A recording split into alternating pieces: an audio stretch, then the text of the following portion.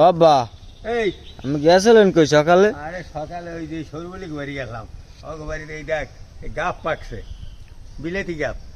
এই আমি তোর বিশ্রে আমি গেলেন কই? বিলেতি গাপ লাগিয়েছি। বিলেতি গাপ? হ্যাঁ হ্যাঁ, খুব মজার খাওয়ান। ওই গাপ দিয়ে কি করবেন? গাপ দিয়ে আজ একটা নতুন খাওয়ান করুন বেটা। কি খাওয়া? মনে হয় তোর জীবনে তুই খাইছো কিনা। আজ গাবের পরোটা বানাবো। গাবের পরাটা? হ্যাঁ হ্যাঁ, গাবের পরোটা দিয়ে ও কি কন, পরাটা এমনি খাইছি, গাবের পরাটা তো কোনো সময় খাইনি। এই যে দেখ গাপটি একাল পাকা, এই একাল পাকা। আসসালামু আলাইকুম দর্শক, এটা হচ্ছে বিলেতি গাপ। আজকে বিলেতি গাপের পরোটা বানাবো, পরোটা বানাইয়ে সকালে নাস্তা করবো। তো চলেন বাড়িতে যাই, গাপগুলো পরিষ্কার করিয়া তারপর শিলপাটায় বাইটা তারপরে আমি পরোটা বানাবো। গাপটা আমি ছিল এলাম।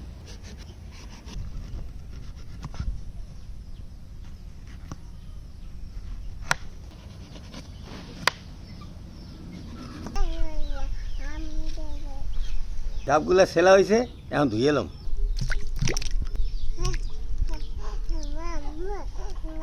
এখন গাবের ভিতরে বীজগুলো বাইর করলাম।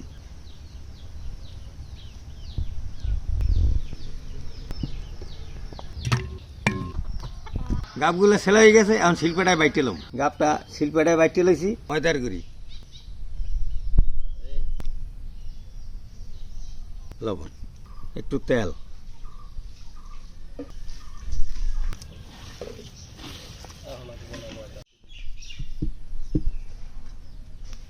গাব আর ময়দা মিক্স করিয়া একাত্রে খামির করিয়া লাইছি। এখন খামিরটা 10 মিনিটের জন্য থাকবে, তারপর আমি পরোটাটা বানাই গেলাম।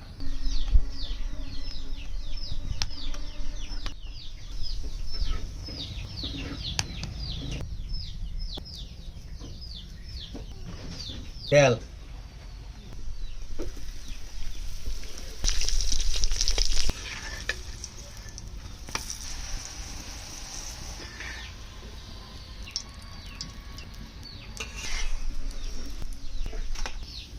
দর্শক বিলেতি কাপের পরোটা হয়ে গেছে, এখন আমি নাস্তা করবো। দেখেন পরোটাগুলো কত সুন্দর হয়েছে, দেখছেন?